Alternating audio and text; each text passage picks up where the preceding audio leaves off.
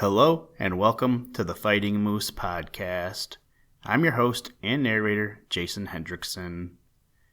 This is a podcast where I retell stories, some fictional and some historical, that can be enjoyed by people of all ages. Today is July 4th, Independence Day here in the United States. Today we celebrate the 247th birthday of this great country. So to take a break for an episode from our reading about Henry Ford, today we will read the story titled John Adams and the Question of Independence, which comes to us from the book Revolutionary Heroes and Other Historical Papers, written by James Parton. As you celebrate today or tomorrow or whenever you celebrate, not just Independence Day, but whatever you are celebrating, please celebrate safely. Now, let's turn to today's story. I hope you enjoy. Let's begin.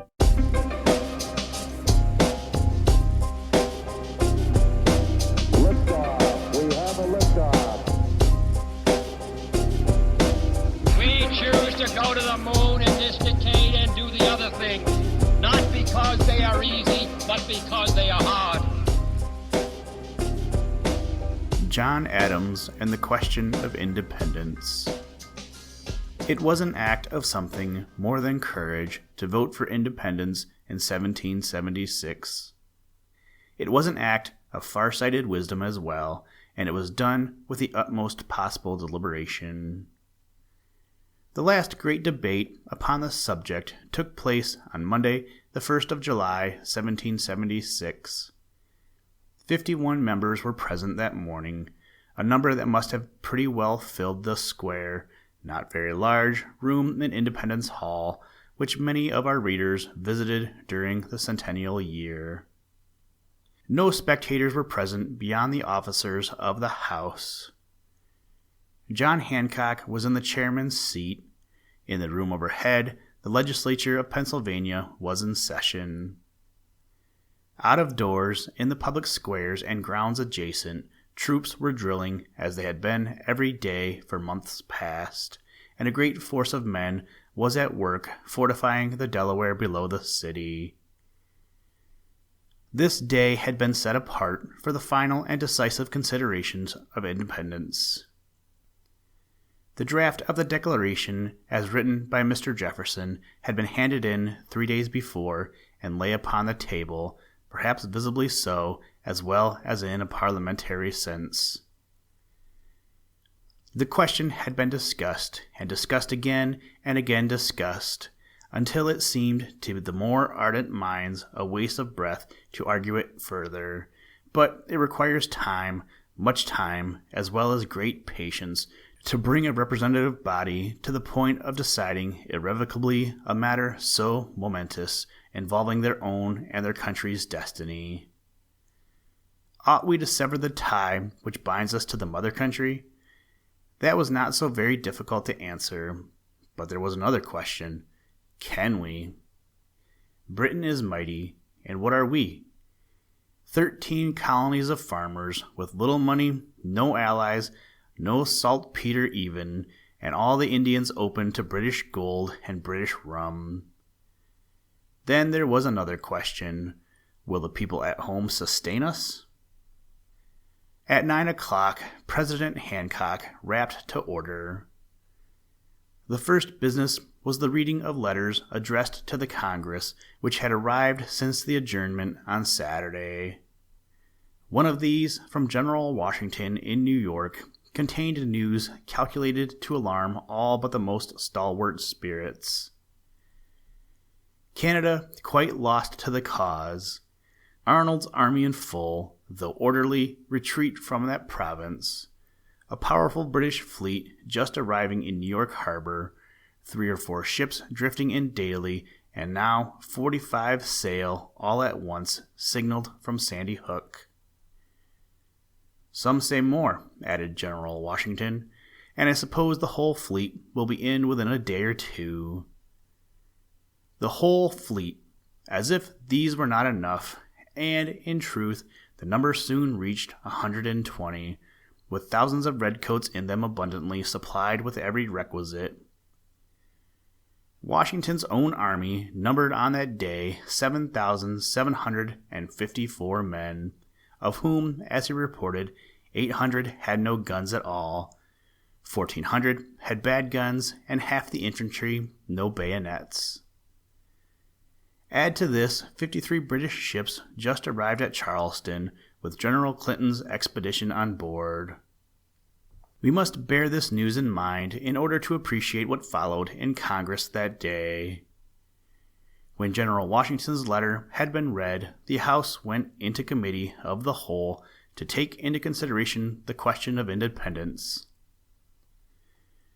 The boldest man upon that floor could not avoid feeling that the crisis was serious and the issue doubtful.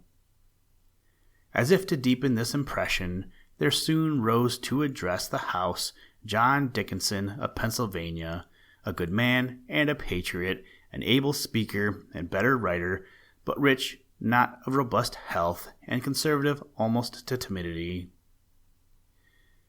From the first, while opposing the arbitrary measures of the king, he had been equally opposed to a declaration of independence, and today, refreshed by the rest of Sunday, and feeling that it was now or never with his party, he spoke with all the force and solemnity of which he was capable. "I value," said he, "the love of my country as I ought, but I value my country more, and I desire this illustrious assembly to witness the integrity, if not the policy, of my conduct. The first campaign will be decisive of the controversy. The declaration will not strengthen us by one man, or by the least supply, while it may expose our soldiers to additional cruelties and outrages. Without some preliminary trials of our strength, we ought not to commit our country upon an alternative where to recede would be infamy, and to persist might be destruction." In this strain he spoke long, urging all the reasons for delay which an ingenious mind could devise, and clothing his argument with the charm of a fine literary style. He ceased. There was a pause. No one seemed willing to break the silence until it began to be embarrassing and then painful. Many eyes were turned toward John Adams, who for 18 months had been the chief spokesman of the party for independence.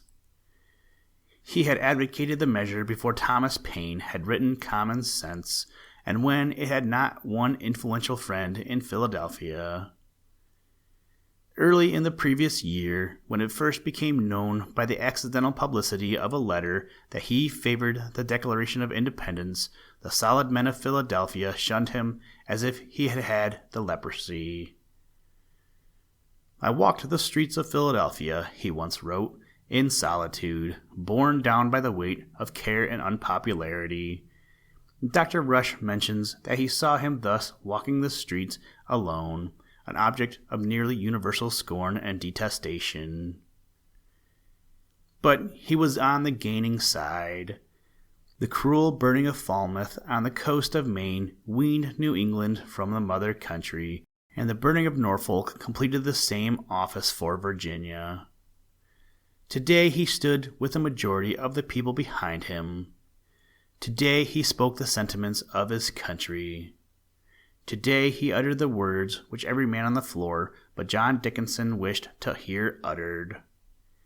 Yet he did not immediately rise, for he wished someone else, someone less committed to independence than he was, to take the lead in that day's debate. At length, however, since every one else hung back, he got upon his feet to answer Mr. Dickinson. The speech which he delivered on this occasion was deemed by those who heard it the most powerful effort of his life, though he had made no special preparation for it beforehand. He had thought of the subject from his college days, and had never ceased to regard the independence of his country as only a question of time. During his professional life, it had been the frequent theme of his reflections, and he was perfectly familiar with every phase of it. "This is the first time in my life," said he, "that I have ever wished for the talents and eloquence of the ancient orators of Greece and Rome, for I am very sure that none of them ever had before him a question of more importance to his country and to the world. They would probably, upon less occasions than this, have begun by solemn invocations to the divinities for assistance. But the question before me appears so simple that I have confidence enough in the plain understanding and common sense that have been given me to believe that I can answer, to the satisfaction of the House, all the arguments which have been produced, notwithstanding the abilities which have been displayed and the eloquence with which they have been enforced." Proceeding then to the discussion of the question, he dwelt strongly upon the point that, as the colonies had gone too far to recede, as they had already been put outside of British law, the Declaration of Independence could not possibly make their condition worse, but would give them some obvious and solid advantages. Now they were rebels against their king, and could not negotiate on equal terms with a sovereign power. The moment they declared independence, they would be themselves a sovereignty. The measure, he contended, would be as prudent as it was just. It would help them in many ways and hinder them in no way. We have no report of this celebrated oration, and can only gather its purport from allusions scattered here and there in the letters of those who heard it. We know, however, that Mr. Adams dwelt forcibly upon this one position, that the king himself, having absolved them from their allegiance, and having made unprovoked war upon them, the proposed declaration would be simply a proclamation to the world of a state of things already existing. Many members followed. When the debate had proceeded for a long time, 3 new members from New Jersey came in: Richard Stockton, Dr. Witherspoon, and Francis Hopkinson.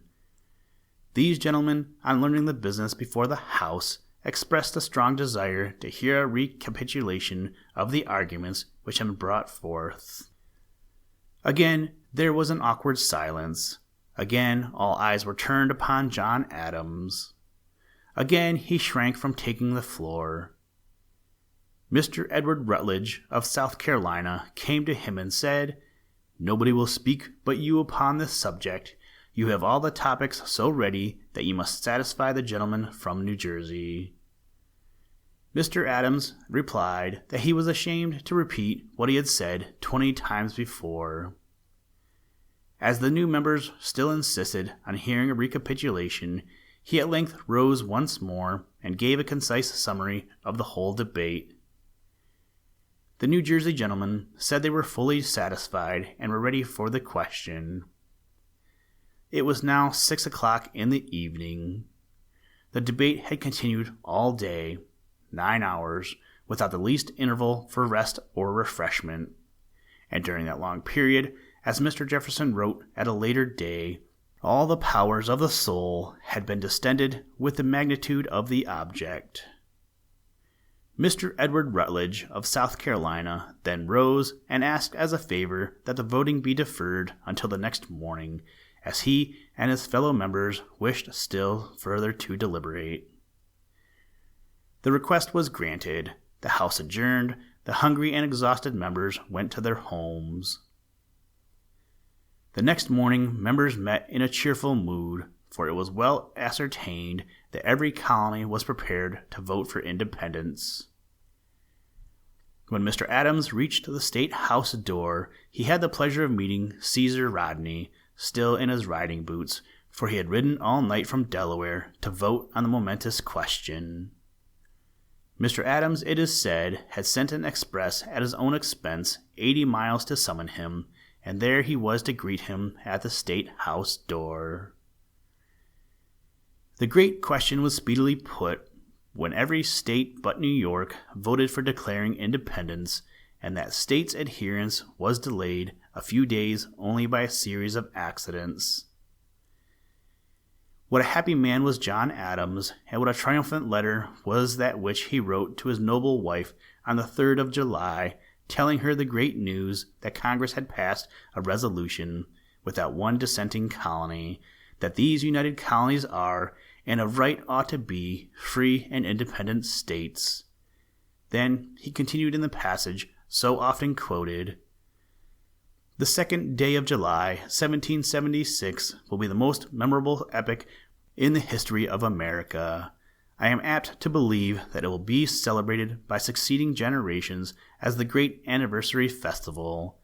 It ought to be commemorated as the day of deliverance by solemn acts of devotion to God Almighty.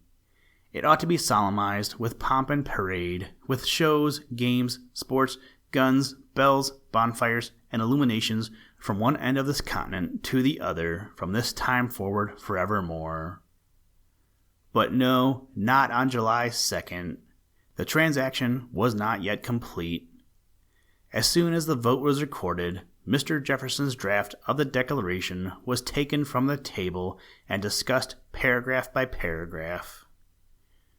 Many alterations were made, 34 in all, most of them for the better. This discussion lasted the rest of that day, all the next, and most of the next, which was the 4th. Late in that afternoon, the members present signed the document, and so the day we celebrate is the 4th of July.